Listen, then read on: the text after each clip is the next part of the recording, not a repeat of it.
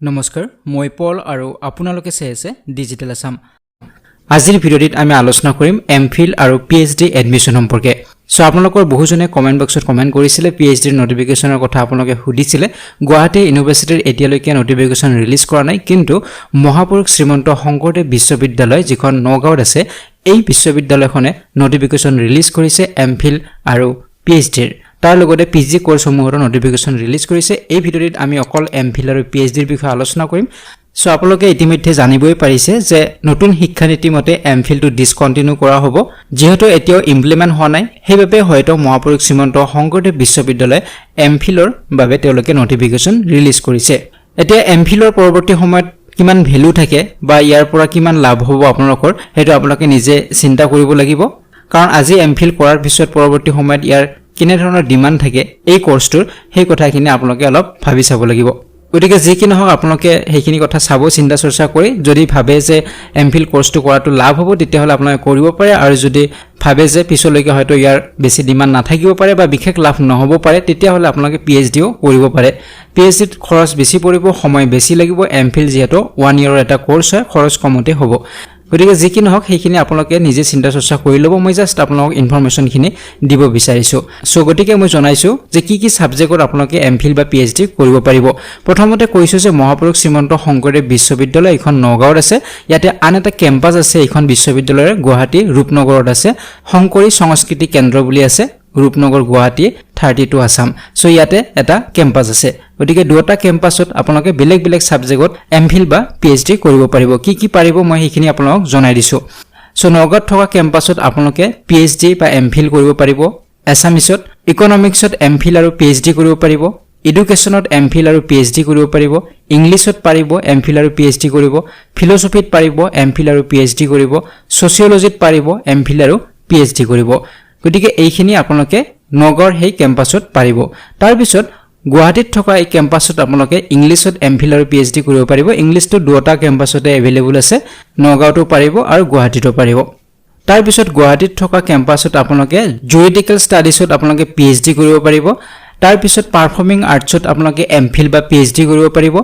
শংকৰদেৱ ষ্টাডিজতো আপোনালোকে এমফিল আৰু পিএইচডি কৰিব পাৰিব তাৰ ওপৰত এমএছডব্লিউ মাষ্টাৰ অফ সোশ্যাল ওয়াৰ্কত আপোনালোকে এমফিল আৰু পিএইচডি কৰিব পাৰিব গতিকে এইখিনি আপোনালোকে গুৱাহাটীত থকা কেম্পাছত পাৰিব আৰু বাকি ওপৰত থকাখিনি আপোনালোকে নগাঁৱত থকা সেই কেম্পাছত কৰিব পাৰিব গতিকে এইখিনি আছিল কি সাবজেক্টত কৰিব পাৰিব আৰু কোড কৰিব পাৰিব হেইখিনি এতিয়া আমি আলোচনা কৰিম ডিটেইলছত সো প্ৰথমতে আমি ডেডলাইন সম্পৰ্কে জানি লৈছো সো ফৰ্ম ইস্যু কৰা হ'ব বা অনলাইন আপোনালোকে এপ্লাই কৰিব পাৰিব 1 আগষ্টৰ পৰা ইতিমধ্যে আৰম্ভ হৈ গৈছে অনলাইন এপ্লিকেশন বা অফলাইনও আপোনালোকে কৰিব পাৰিব তাৰ বাবে আপোনালোকে এখন ফৰ্ম ডাউনলোড কৰিব লাগিব গতিকে লিংক সমূহ মই ডেসক্ৰিপচন বক্সত দি দিম আপোনালোকে ডাউনলোড কৰি ল'ব পাৰিব আৰু ইয়াৰ লাষ্ট ডেট হ'ব 20 আগষ্ট আৰু অনলাইন কৰিলো হে একেটাই ডেট হ'ব 20 আগষ্ট হ'ব গতিকে ইয়াৰ এপ্লিকেশন সাবমিশনৰ মোড দুটাই আছে অনলাইন বা অফলাইন যিকোনো মোডত আপোনালোকে এপ্লাই কৰিব পাৰিব এতিয়া এপ্লিকেশন ফি সম্পৰ্কে ইয়াতে দিয়া আছে এপ্লিকেশন ফি হ'ব 2000 rupees application fee payment mode online আৰু অফলাইন দুটা মোডতে আপোনালোকে কৰিব পাৰিব যদি আপোনালোকে অনলাইন এপ্লাই কৰে তেনেহলে অনলাইন বেংক ট্ৰানজেকচনৰ জৰিয়তে আপোনালোকে পেমেন্ট কৰিব লাগিব আৰু যদি আপোনালোকে অফলাইন সাবমিশন কৰে তেতিয়া হলে আপোনালোকে অফলাইন বেংক ড্ৰাফটৰ জৰিয়তে আপোনালোকে 2000 रुपीस পে কৰিব লাগিব গতিকে সকলোবিলাক জানিব পাৰিব কোৰ্স ফি সম্পৰ্কে আপোনালোকে জানিব পাৰিব গতিকে ভিডিঅটি হেকলৈ চাই থাকিব এতিয়া এলিজিবিলিটি সম্পৰ্কে আমি জানি লৈছো এমফিল কৰিবলৈ কেনে ধৰণৰ এলিজিবিলিটি ক্ৰাইটেৰিয়া ফুলফিল কৰিব লাগিব সো এমফিল কৰিবলৈ হলে আপোনালোকে পোষ্ট গ্ৰেজুৱেট হ'ব লাগিব পিজি পাস কৰা হ'ব লাগিব সো আৰু ইয়াতে মাৰ্কৰ কথাও উল্লেখ কৰা আছে মিনিমাম আপোনালোকৰ 55% মাৰ্কস থাকিব লাগিব পিজিত ইয়াৰ উপৰিও 5% ৰিলেক্সেশন দিয়া হৈছে যিসকল ৰিজাৰ্ভ ক্যাটাগৰী হয় ওবিসি এসটি এসসি হয় তেওঁলোকৰ বাবে 5% ৰিলেক্সেশন দিয়া আছে 50% মাৰ্কস হলে তেওঁলোকে এপ্লাই কৰিব পাৰিব গতিকে এইখিনি আছিল এলিজিবিলিটি ক্ৰাইটেৰিয়া যদি আপুনি পিজি কৰিছে আৰু আপোনাৰ 55% মাৰ্কস আছে তেনেহলে আপুনি এপ্লাই কৰিব পাৰিব ইয়াৰ পিছত আহিছো পিএইচডিৰ বাবে সো পিএইচডিৰ বাবে একেখিনি কোৱালিফিকেশনে লাগিব পিজি কৰিব লাগিব আৰু আপোনাৰ পিজিত 55% মাৰ্কস থাকিব লাগিব যদি আপুনি ৰিজাৰ্ভ ক্যাটাগৰী হয় তেতিয়া হলে 5% ৰিলেক্সেশন আছে 50% হলে আপুনি এপ্লাই কৰিব পাৰিব সো তাৰ উপৰি ইয়াত উল্লেখ কৰিছে যদি আপুনি কোনোবা নেশ্যনেল ইনষ্টিটিউট বা গভৰ্ণমেণ্ট বা প্ৰাইভেট অৰ্গেনাইজেশ্যনত যদি আপুনি কাম কৰে আৰু PhD কৰিব বিচাৰে তথাপিও আপোনাৰ একেখিনি কোৱালিফিকেশ্যনে লাগিব বা একেখিনি এলিজিবিলিটি ক্ৰাইটেৰিয়া লাগিব ওপৰত উল্লেখ কৰা PG থাকিব লাগিব আৰু মিনিমাম 55% মাৰ্কছ থাকিব লাগিব ইয়াৰ উপৰি ইয়াত উল্লেখ কৰিছে যদি ফৰেন ষ্টুডেন্টছ আহে বা ফৰেন ইউনিভাৰ্চিটিৰ পৰা কোনোবা আহে ষ্টুডেন্ট তেতিয়াও ওপৰত থকা সেই এলিজিবিলিটি ক্ৰাইটেৰিয়াখিনি ফুলফিল কৰিব লাগিব সো তাৰ পিছত ইয়াত ফৰেন ষ্টুডেন্টছ বিলাকৰ এপ্লিকেশ্যন প্ৰচেছটোৰ বিষয়ে উল্লেখ আছে এটো আমাৰ বিশেষ দৰকাৰ নাই সো ডিউৰেশ্যন বিষয়ে আমি আলোচনা কৰিছো এমফিলৰ ডিউৰেশ্যন হৈছে মিনিমাম 1 ইয়াৰ হ'ব 2 সেমিস্টাৰ থাকিব আৰু ম্যাক্সিমাম হ'ব 4 সেমিস্টাৰ 2 ইয়াৰ্স গতিকে এক বছৰীয়া এটো কোৰ্স হয় এক বছৰত কমপ্লিট হৈ যাব আৰু যদি এক বছৰত কমপ্লিট নহয় তেতিয়া হলে 2 বছৰৰ ভিতৰত কমপ্লিট কৰিব লাগিব গতিকে মিনিমাম 1 ইয়াৰ ম্যাক্সিমাম 2 ইয়াৰ্স হয় ঠিক তেনেদৰে PhD মিনিমাম 3 ইয়াৰ্স হয় 3 বছৰ লাগিব 6 সেমিস্টাৰস আৰু ম্যাক্সিমাম হ'ব লাগিলে 5 ইয়াৰ্সত কমপ্লিট হ'ব 10 সেমিস্টাৰস হ'ব গতিকে এইখিনি আছিল ডিউৰেশ্যন এতিয়া আহিছো আমি এডমিশন procedure কেনেদৰে এডমিশন আপোনাক দিয়া হ'ব সো মই অলৰেডি আপোনাক জনাইছো অনলাইন বা অফলাইন দুটা মোডতে আপোনাকে এপ্লাই কৰিব পাৰিব এমফিল বা PhD প্ৰগ্ৰামৰ বাবে গতিকে প্ৰথমে মই অফলাইনৰ কথা আপোনাক জনাই দিছো অফলাইন মোডত যেতিয়া আপুনি এপ্লাই কৰিব তেতিয়া আপুনি এখন ফৰ্ম ডাউনলোড কৰিব লাগিব সেইখন ওয়েবসাইটত এভেইলেবল আছে মই লিংকটো ডেসক্ৰিপচন বক্সত দি দিম তাত আপোনাকে ডাউনলোড কৰি ল'ব পাৰিব ওয়েবসাইটটো হৈছে www.mssv.co.in এই ওয়েবসাইটত গলে আপোনালোকে ফৰ্মখন ডাউনলোড কৰি ল'ব পাৰিব আৰু ডাউনলোডেড ফৰ্মখন আপোনালোকে ফিল আপ কৰিব লাগিব আৰু তলত দিয়া এড্ৰেছটো আপোনালোকে সেন্ড কৰিব লাগিব এড্ৰেছটো হৈছে এসিস্ট্যান্ট ৰেজিষ্ট্ৰাৰ একাডেমিক মহাপুৰুষ শ্ৰীমন্ত শংকৰদেৱ বিশ্ববিদ্যালয় হালাধৰ ভুয়া পথ কালংপাৰ নগাঁও 782001 এই এড্ৰেছত আপোনালোকে পঠাব লাগিব এতিয়া সাবমিশন কৰোতে আপোনালোকে বেংক ড্ৰাফট এটা দিব লাগিব 2000 रुपीसৰ আপোনালোকে বেংক ড্ৰাফট দিব লাগিব বেংক ড্ৰাফটটো আপোনালোকে কাৰ ফেভাৰত কাটিব লাগিব হেতু ইয়াত উল্লেখ কৰা আছে আপোনালোকে এড্ৰেছটো ভালদৰে চাই লব মহাপুৰুষ শ্ৰীমন্ত শংকৰদেৱ বিশ্ববিদ্যালয় payable at state bank of India Nagaon main branch code নং 00146 এই ব্ৰাঞ্চত বা এই এড্ৰেছত আপোনালোকে বেংক ড্ৰাফটটো কৰিব লাগিব গতিকে লাষ্ট ডেটৰ পিছত যদি আপুনি সাবমিট কৰে বা আপোনাৰ এপ্লিকেশন ফৰ্মখন গৈ পায় তেতিয়া হলে একসেপ্ট কৰা নহব গতিকে 20 আগষ্টৰ আগতে আপোনাৰ এপ্লিকেশন ফৰ্মখন গৈ পাব লাগিব আৰু ইয়াৰ উপৰি আপোনাৰ যিমান বিলাক টেষ্টিমনিয়েলছ আছে সাৰ্টিফিকেট আছে সেইবিলাক সেলফ এটেস্টেড কৰি আপুনি সেইবোৰ এটাচ কৰিব লাগিব বেংক ড্ৰাফটখনো এটাচ কৰিব লাগিব আৰু গোটেইখিনি আপুনি পঠাব লাগিব এটো আছিল অফলাইন মোড আৰু যদি আপুনি এতিয়া অনলাইন মোডত এপ্লাই কৰে তেতিয়া হলে কি কৰিব লাগিব আপুনি ওয়েবসাইটত ভিজিট কৰিব লাগিব www.mssv.co.in ইয়াতে আপোনালোকে ভিজিট কৰিব তাত এডমিশন 2020 বুলি পাব তাৰ পিছত এপ্লাই নাওত আপোনালোকে ক্লিক কৰিলে এমফিল আৰু PhD প্ৰগ্ৰামত এপ্লাই কৰিব পাৰিব মই ডেসক্ৰিপচন বক্সত এটা লিংক দি দিম তাত গলে আপোনালোকে সকলো বিলাক লিংকে পাই যাব অফলাইন অনলাইন ফৰ্ম ডাউনলোড সকলো বিলাক লিংকে তাত আপোনালোকে পাই যাব আৰু ইয়াৰে যেটো পেমেন্ট এটো আপোনালোকে অনলাইনে দিব লাগিব 2000 रुपीस বেংক ট্ৰানজাকচনৰ জৰিয়তে আপোনালোকে দিব পাৰিব এতিয়া ইছু সিলেকশন প্ৰসিডিউৰ কেনেদৰে সিলেক্ট কৰা হ'ব ইয়াতে সো যেতিয়া আপোনালোকে অনলাইন বা অফলাইন মোডত আপোনালোকে সাবমিট কৰিব ফৰ্মবোৰ তাৰ পিছত তেওঁলোকে স্ক্ৰুটিনি কৰিব সো সিলেক্ট কৰাৰ পিছত সেই সিলেক্টেড ষ্টুডেন্টস বিলাকৰ কি হ'ব এটা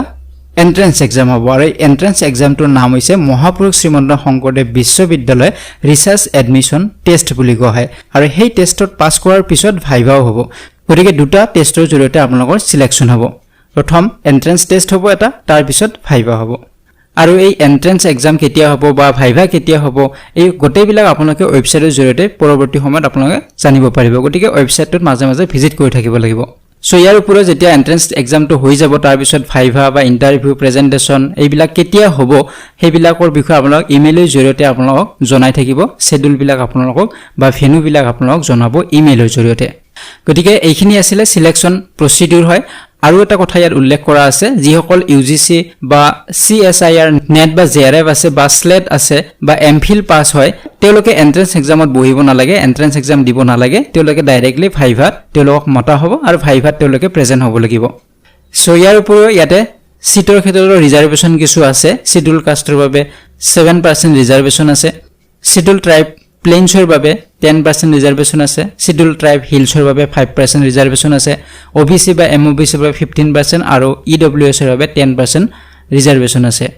তাৰ উপৰি PWD ক্যান্ডিডেটৰ বাবে 5% ৰিজাৰ্ভেশন দিয়া আছে সো সিলেকশন প্ৰসিডিউৰ বিষয়ে আমি আলোচনা কৰিলো এতিয়া আহিছো কোৰ্স ফি সম্পৰ্কে বা এডমিশন ফি কিমান হ'ব ইয়াৰ খৰচ টোটাল কিমান পৰিব প্ৰথম আমি এমফিলৰ বিষয়ে আলোচনা কৰিছো এমফিলৰ প্ৰথম সেমিস্টাৰ যেতিয়া এডমিশন লব তেতিয়া আপোনালোকে টোটাল দিব লাগিব 45,700 rupees এটো হৈছে ফাৰ্স্ট সেমিস্টাৰৰ এডমিশন ফিজ তাৰ লগতে কোৰ্স ফিজ আছে 30,000 rupees কোৰ্স ফি তাত ইনক্লুড হৈ আছে আৰু বাকি যিবিলাক আই কাৰ্ডৰ ফিজ হয় ইন্টাৰনেট ফি বা এনে ধৰণৰ বিভিন্ন ফি সকলোবিলাক লগ হৈ টোটাল হ'ব 45,700 rupees ফাৰ্স্ট সেমিস্টাৰত আপোনালোকে দিব লাগিব তাৰ পিছত সেকেন্ড সেমিস্টাৰত এডমিশন ফি হ'ব 5,000 আৰু কোর্স ফি হ'ব 20,000 টোটাল 25,000 rupees দিব লাগিব গতিকে দুটা সেমিস্টাৰৰ এইখিনি খৰচ আপোনালোকৰ পৰিব এটা বছৰত টোটাল 70,700 rupees আপোনালোকৰ এক বছৰত খৰচ হ'ব গতিকে এইটো আছিল এমফিলৰ কোৰ্স ফি এতিয়া আইছো পিএইচডি লৈ পিএইচডিত প্ৰথম সেমিস্টাৰত যেতিয়া আপোনালোকে এডমিশন ল'ব তেতিয়া টোটাল আপোনালোকে দিব লাগিব 55,700 rupees এটো ফাৰ্স্ট সেমিস্টাৰৰ হয় এডমিশন ফি 5,000 তাৰ লগত কোৰ্স ফি আছে 40,000 rupees আৰু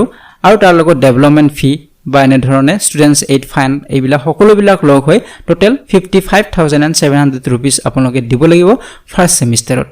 তাৰ পিছত সেকেন্ড সেমিস্টাৰত এডমিশন ফি আৰু কোর্স ফি দুটা লগ হৈ 35,000 rupees আপোনালোকে দিব লাগিব থাৰ্ড সেমিস্টাৰত দিব লাগিব 39,500 rupees ফোৰ্থ সেমিস্টাৰত দিব লাগিব 35,000 rupees ফিফথ সেমিস্টাৰত দিব লাগিব 39,500 rupees আৰু 6th সেমিস্টাৰত দিব লাগিব 35,000 rupees গতিকে টোটাল হ'ব 2,39,700 rupees গতিকে এইখিনি আপোনালোকে টোটাল 3 ইয়াৰ্ছৰ কোৰ্স ফি দিব লাগিব পিএইচডি কমপ্লিট হ'ব আপোনালোকৰ 2,39,700 rupees গতিকে এইখিনি আছিল এমফিল আৰু পিএইচডিৰ বিষয়ে ডিটেইলছ আৰু যদি আপোনালোকে ডিটেইলছ কিবা জানিব বিচাৰে বা যি কোনো কোৱেৰি আছে তেনেহলে আপোনালোকে ফোন কৰিব পাৰে দুটা নম্বৰ মই দিছো এইটো হেল্পলাইন নম্বৰ হয় তাত আপোনালোকে ফোন কৰিলে আৰু বেছি ডিটেইলছ জানিব পাৰিব প্ৰথম নম্বৰটো হৈছে 7002411046 আনটো হৈছে 8638699263 গতিকে ইয়াত ফোন কৰিলে আপোনালোকে আৰু ডিটেইলছ জানিব পাৰিব গতিকে এই ভিডিঅ'ৰ জৰিয়তে এইখিনি ইনফৰমেশন আপোনালোকক জনাইছো যদি ভিডিঅ'টি ভাল লাগিছে লাইক আৰু শেয়াৰ কৰিব যদি প্ৰথমবাৰ চেনেলটো ভিজিট কৰিছে তেনে চেনেলটো সাবস্ক্ৰাইব কৰক আৰু কাষৰে থকা বেল আইকনটো প্ৰেছ কৰিবলৈ একেবাৰে নাপাহৰিব পৰৱৰ্তী ভিডিঅ'ত পুনৰবাৰ লগ পোৱাৰ আশাৰে আজিলৈ বিদায় লৈছো ধন্যবাদ